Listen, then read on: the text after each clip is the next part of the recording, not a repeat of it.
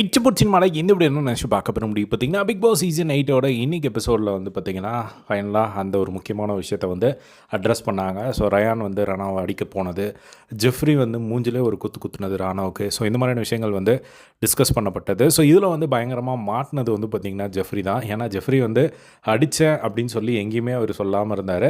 But தெரியாமல் பட்டிருக்கோம் அப்படிங்கிற மாதிரி தான் வந்து அவர் சொல்லிட்டு இருந்தார். பட் இப்போ வந்து பார்த்திங்கன்னா அருண் பிரசாத் வந்து அந்த ஒரு விஷயத்தை பார்த்துருக்காரு போல். பட் அருண் பிரசாத் எங்கேயுமே அந்த ஒரு விஷயத்த வந்து சொல்லவே இல்லை, இந்த மாதிரி ஜெஃப்ரி வந்து அடித்தார் அப்படின்னு சொல்லி. பட் வீக்கெண்டில் வந்து அவர் சொன்னது ஆச்சரியமாக இருந்தது. ஏன்னா வீட்டில் யாருக்குமே அந்த ஒரு விஷயம் தெரியல அப்படிங்கிற மாதிரி தான் வந்து பார்க்குற ஆடியன்ஸ்க்கு வந்து இருந்தது. அது எங்கேயுமே வந்து காட்டவும் இல்லை அருண் பிரசாத்துக்கு இந்த ஒரு விஷயம் தெரியும் அப்படின்னு சொல்லிட்டு.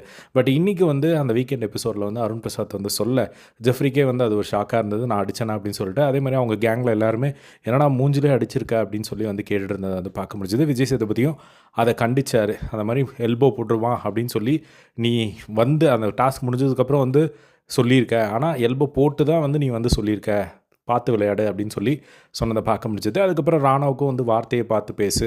அதுக்கப்புறம் ரயானுக்கு வந்து பார்த்திங்கன்னா நீ பண்ணது தப்பு தான் அப்படின்னு சொல்லி ஒத்துக்க வச்சார். அவர் பண்ணது தப்பு தான். ஸோ அதை வந்து அவரும் வந்து ஒத்துக்கிட்டாரு.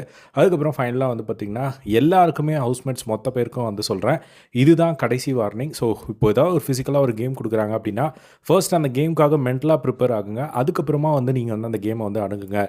இந்த மாதிரியான விஷயங்கள் திரும்பவும் நடந்தது அப்படின்னா ஏற்றுக்கொள்ளப்படாது, ரெட் கார்டு தான் அப்படிங்கிறத இன்டெரக்டாக வந்து சொன்னதை பார்க்க முடிஞ்சுது.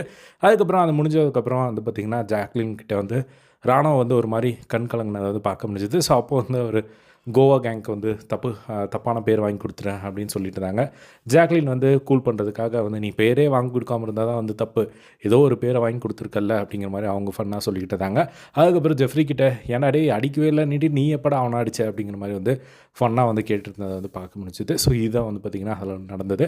இதை பற்றி உங்களோட ஒப்பீனியன் கமெண்ட் பாக்ஸில் ஷேர் பண்ணுங்கள். இதே மாதிரி பிக் பாஸ் அப்படி தெரிஞ்சுக்க நம்மளோட சேனலை சப்ஸ்கிரைப் பண்ணி சப்போர்ட் பண்ணுங்கள். தேங்க்ஸ் ஃபார் வாட்சிங். பை.